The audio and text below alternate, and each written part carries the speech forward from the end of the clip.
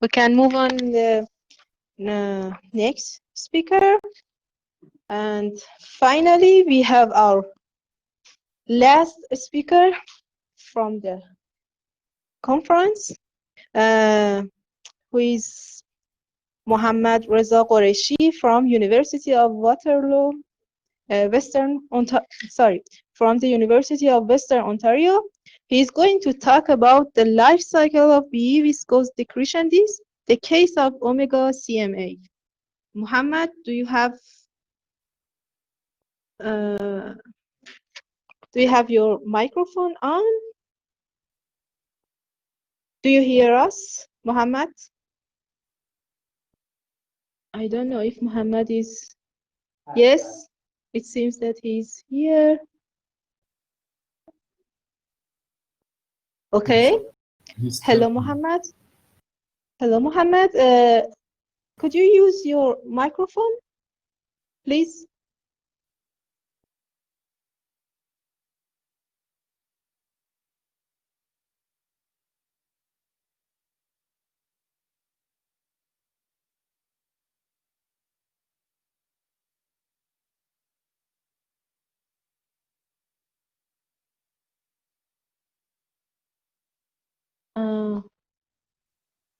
Mohammed,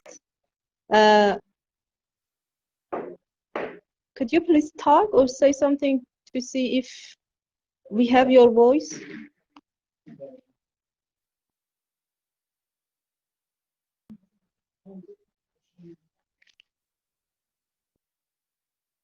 I think you need to use the sign in the bottom.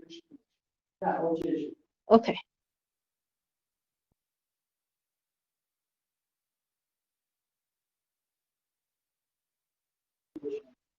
Do you hear me now? Yes, please, okay. Mohammed, go ahead. Okay. Hi, everybody, and I'm sorry for the problem. I am Mohammad Ghoreyshi, the postdoctoral associate working with City. So today I'm going to talk about how we can determine the angular momentum lost by a B star, be it studying its disk. So in this case, we are individually talking about a galactic B star. So let's see what is a B star. So omega CMA individually is a star in the constellation Canis Majoris, and stars are a specific subclass of main sequence B-type star. But that I will explain. Are typically massive as all other B stars. So in this case, we have a star with 9 solar mass, and they are rotating very fast. Like in this case, we have a star that is rotating 80% of its critical velocity, and they are usually in some part of their life are surrounded by a gaseous disk, purely gaseous, that is void of any dust. So we usually consider only hydrogen and helium.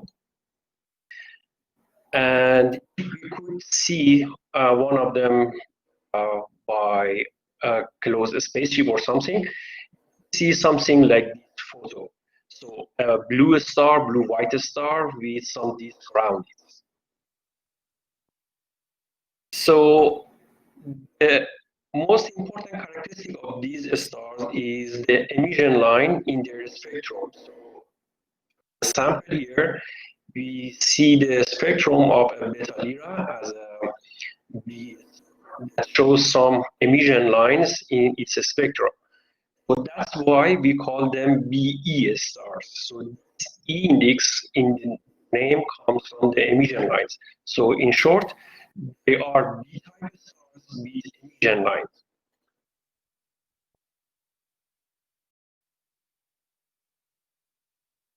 So CMA or omega CMA was observed during the last 4 decades, and it shows change in its brightness,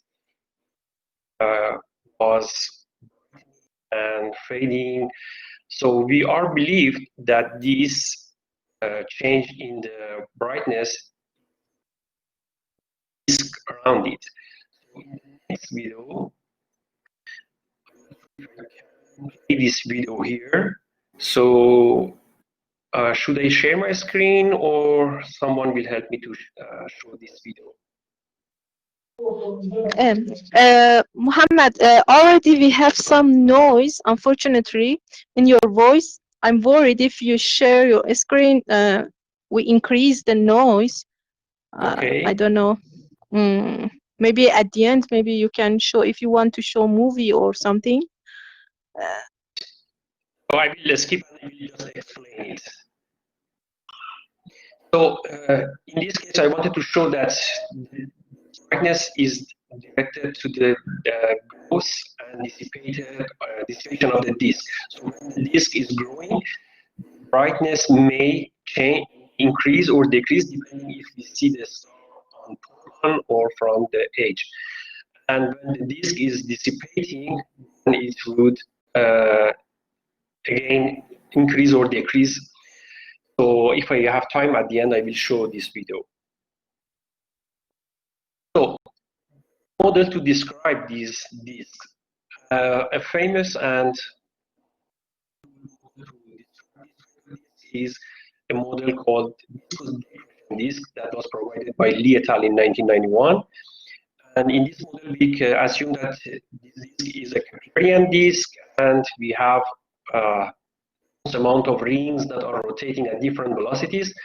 We have shear stress, and we describe viscosity with Shapiro-Sunyaev formulation.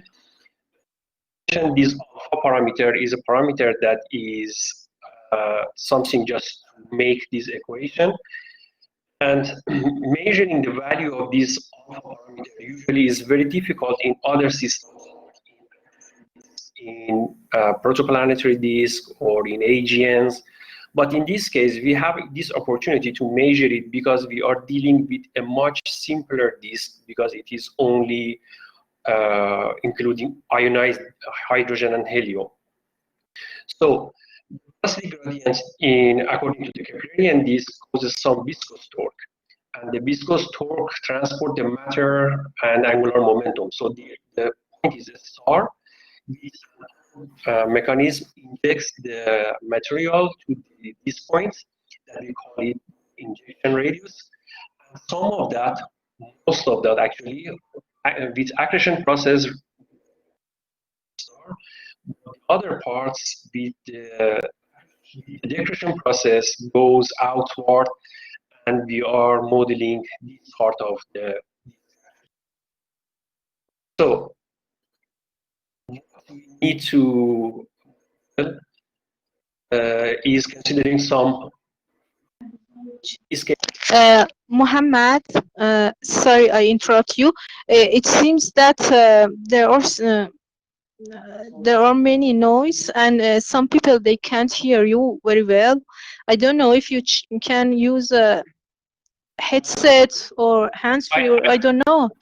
You have, I'm using, or maybe I'm already using yes. the headset, so I don't know what's I don't wrong. know if maybe it's due to a poor connection. I don't know exactly what the problem is. Could you change your connection quickly? Maybe you can. I am pretty sure that I have very good connection, so it's not the connection problem from my side. At the moment, it's very good. But okay. A few minutes ago, okay, so please go ahead. Probably we don't have it anymore. Okay, sorry. Okay, no problem. So, sorry for this problem, but I believe I can't do anything because I'm using already the headset and I am with a good connection. So anyway, to model the light curve of this star, we are considering time that this star starts to change its brightness, the amount of mass that is injected, or actually momentum, and the alpha parameter, Shapiro-Sunyaev viscosity parameter. So this is important in this case that it shows the rate of disk growth or dissipation. So the higher the alpha, the disk will form faster, and the this will dissipate faster as well. And we have some fixed here, like we consider that the injection radius is very surface of the star, and the outer radius is like 1,000 stellar radius. And the inclination, we fixed that according to what already with other people was found. So they are not our free parameters. So here we show how this alpha parameter can control formation and dissipation. So here we have alpha, small alpha like 0.1, alpha like panels are during the disk formation, and the right panel are for the dissipation. So as we see this time, a small alpha, it needs more time to grow. Here, with a higher alpha, it grows much faster. And the same for dissipation. When it starts to dissipate, with a small alpha, it's on to dissipate. With higher alpha, it to first measure how this alpha changed, or even it changed during this formation or dissipation, and what's the value for that. So we use these two codes. We call them single B and H dust. Single B is a time-dependent hydrodynamic code that provides us the disk surface density and the mass flux, or alternatively the angular momentum flux. And it just use the output from single BE, provide emergent spectral energy distribution and spectrum and synthetic images. In this case, we only need emergent spectral energy. So I see some people still don't hear. I'm sorry. And here is my final result. This we could model all the main variations in the light curve. So we found that alpha is changing to time during formation and dissipation, and we found that during the dissipation phase, the alpha is smaller usually than the formation phases. And we found that during the formation, the star that is feeding the disk is not stable. So we have formation, and during the formation, suddenly we have some decrease in the mass injection rates or the angular momentum loss rate. So next slide will show us what we can get in addition to only the value for alpha parameters. So having this model at hand, we measure the density of the disk, how the density is changing, and most importantly, we could find how much angular momentum the star is losing during each phase. So here the red lines shows the average value during formation and dissipation, and the blue line is the value that I found that in average during this about 40 years the star lost. So the most important thing here is consider, and we compare my value, the amounts that I found, with the Geneva evolutionary models. That is so far the best model to describe the evolution of fast rotating stars. We found our value is something like 10 times smaller. So there is a huge difference between what we found and I'm showing the angular momentum flux that is showing for the radius close to the star. We have both direction that is from the star and accretion. As we go to the further radii, 2 or 10, we barely can see any accretion. So at that part, we have only the decretion. So in the next slide, I will explain more about the angular momentum. See that in each phase, the star is losing more and more angular momentum. So in this part that it's returning is because of the quiescence or the disk dissipation. So when the disk is dissipating, material are coming back to the star, and a star is gaining some angular momentum.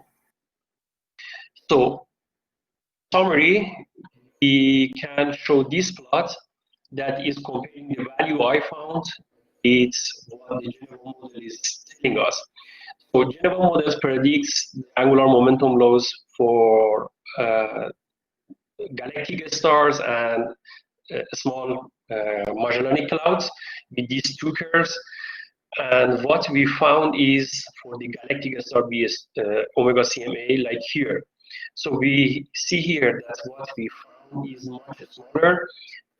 Are now discussing with this group in general to find what is the result of this discrepancy. To support our and the value I found, we have a bunch of other models that is for the small Magellanic clouds that they are confirming their model and the value found for those stars in small Magellanic clouds are also much smaller than the value predicted with the Geneva models. So our group and the group in Geneva, now we are in collaboration to find out what is wrong. And probably this is related to the initial assumption that they consider for their model. So in the future works, we are dealing with modeling and finding the angular momentum lost by the star for more stars in galactic case and small and large Magellanic clouds. And then finally, we will get hopefully some conclusion. So, and I'm sorry again about the problems in the presentation. Thanks, Mohammed.